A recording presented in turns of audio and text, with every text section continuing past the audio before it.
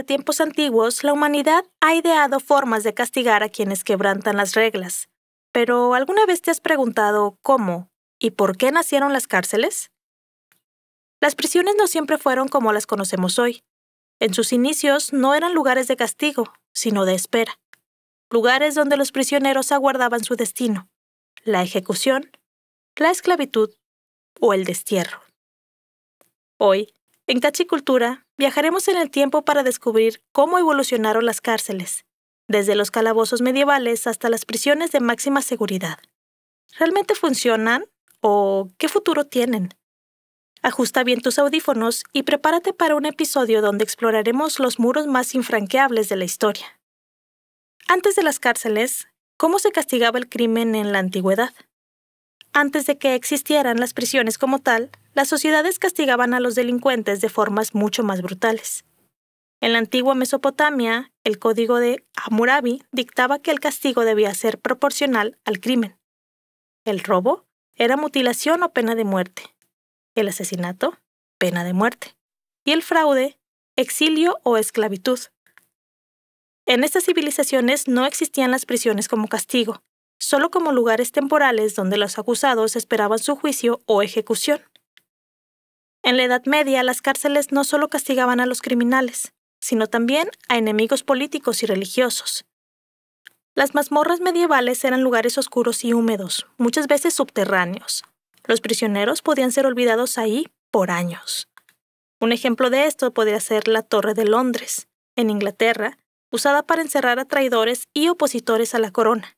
La Bastilla, en Francia, que era una prisión famosa por albergar presos políticos hasta la Revolución Francesa. Y también las prisiones de la Inquisición, que era un castigo para herejes y opositores de la Iglesia. Algunos de los castigos medievales podían ser que las celdas eran muy pequeñas para que los presos no pudieran ni estirarse. Además, algunas cárceles tenían jaulas colgantes donde dejaban morir a los prisioneros a la vista de todos. En los siglos XVII y XVIII se empezó a cuestionar la brutalidad de las mazmorras y la ejecución pública.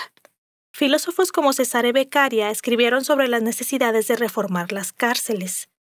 Se crearon prisiones de trabajo donde los reclusos podían producir bienes en lugar de ser simplemente castigados.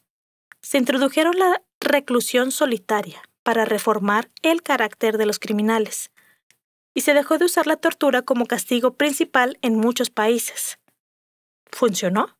Si bien la idea de rehabilitación se volvió popular, muchas prisiones siguieron siendo lugares de abuso y corrupción. Las cárceles no solo han sido testigos de castigos, sino también de tragedias que han cobrado cientos de vidas.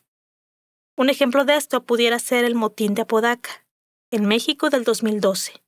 Pues en la cárcel de Apodaca, Nuevo León, 44 reos fueron asesinados en un motín entre grupos criminales. Los guardias facilitaron la fuga de 30 reos, presuntamente ligados a uno de los cárteles. Otro pudiera ser la masacre en Topo Chico, también en 2016. Un enfrentamiento entre reos que dejó a 49 personas sin vida. Los presos tenían el control total de la cárcel, con negocios ilegales dentro de la prisión.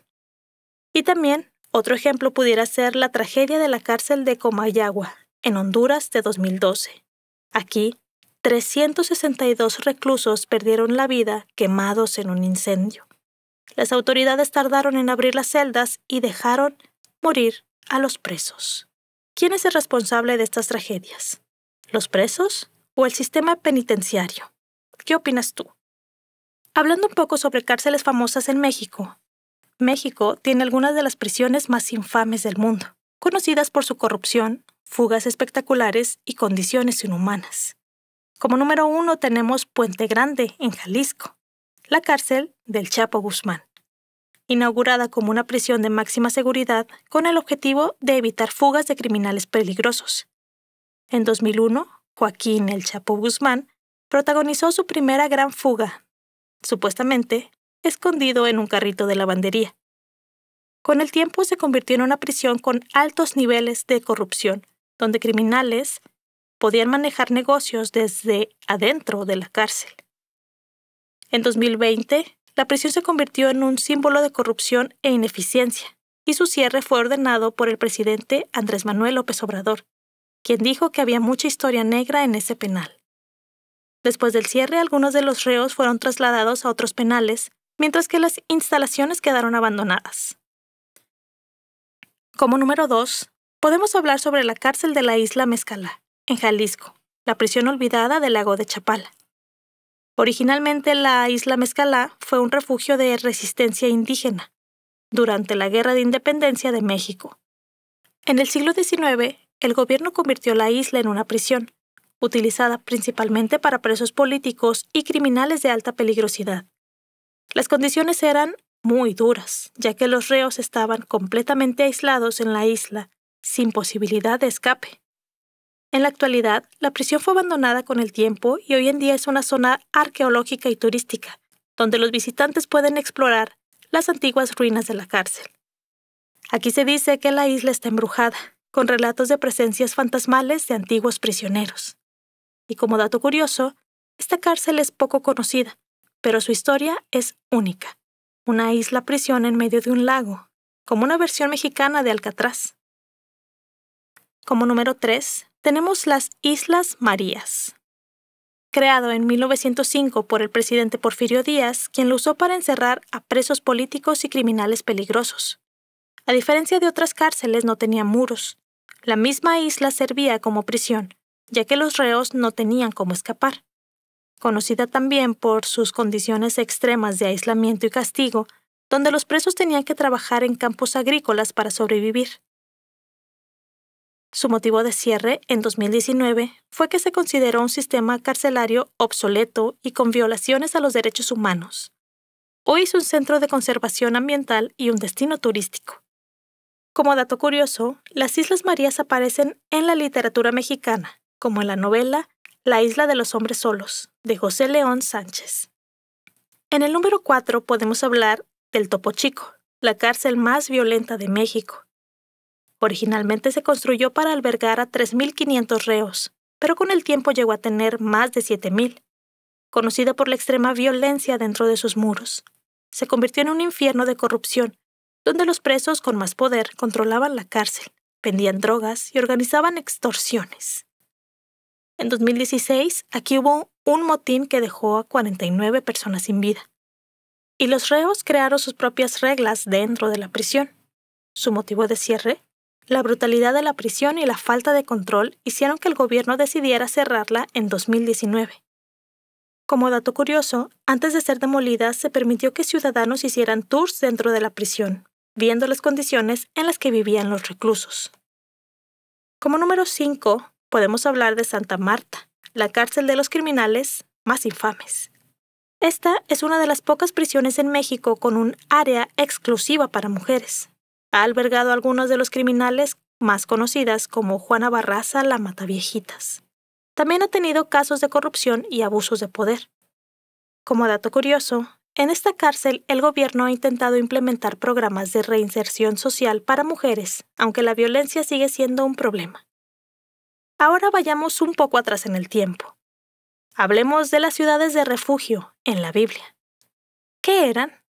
Pues según esto, en la ley de Moisés, Dios ordenó que se establecieran 6 ciudades de refugio en la tierra prometida. Estas ciudades servían como santuarios para quienes habían matado a alguien sin intención o por accidente, protegiéndolos de la venganza de los familiares de la víctima. Pero, ¿por qué existían? En la cultura hebrea, la venganza de sangre era una práctica común. Si alguien terminaba con la vida de otra persona, el pariente más cercano, conocido como vengador de sangre, tenía el derecho de hacer lo mismo. Pero si el homicidio no era intencional, la persona podía huir a una ciudad de refugio y solicitar protección. Las 6 ciudades de refugio que se ordenó que se establecieran en 3 ciudades al este del río Jordán y 3 al oeste. ¿Cómo funcionaban?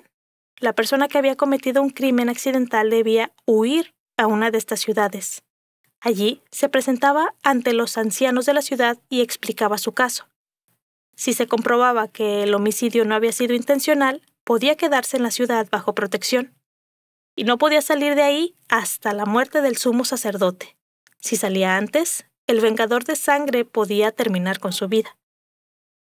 Un ejemplo que pudiera ser de este homicidio involuntario era si alguien estaba cortando leña en el bosque y el hacha se soltaba y terminaba con la vida de otra persona, este leñador podía huir a una de estas ciudades refugio y pedir asilo. ¿Pero esto era una cárcel en tiempos bíblicos? No exactamente. Las ciudades de refugio no eran cárceles, sino lugares de asilo. No eran para criminales peligrosos, sino para personas que habían asesinado sin intención. El castigo era el exilio dentro de la ciudad, ya que no podían salir hasta la muerte del sumo sacerdote. ¿Y todavía existen estas ciudades? No de manera oficial, pero algunas de sus ubicaciones siguen siendo identificadas en Israel y Jordania. Avanzando un poco hacia el futuro, con el avance de la tecnología, algunos expertos creen que en el futuro las cárceles podrían ser reemplazadas por sistemas de control digital y rehabilitación. Quizás algo como cárceles virtuales donde se monitorean a los criminales con tecnología avanzada, o terapia genética, con un uso de manipulación genética para controlar impulsos criminales. ¿Sería esto una solución o un futuro distópico? ¿Qué opinas? Como conclusión, desde sus inicios las prisiones han sido un símbolo de castigo, pero también de injusticia y corrupción. La pregunta sigue abierta. ¿Son realmente necesarias o necesitamos una nueva forma de justicia? Déjanos su opinión en los comentarios. No olvides suscribirte para más episodios llenos de historia y misterio. Soy Dana Tobón y esto fue Cachicultura.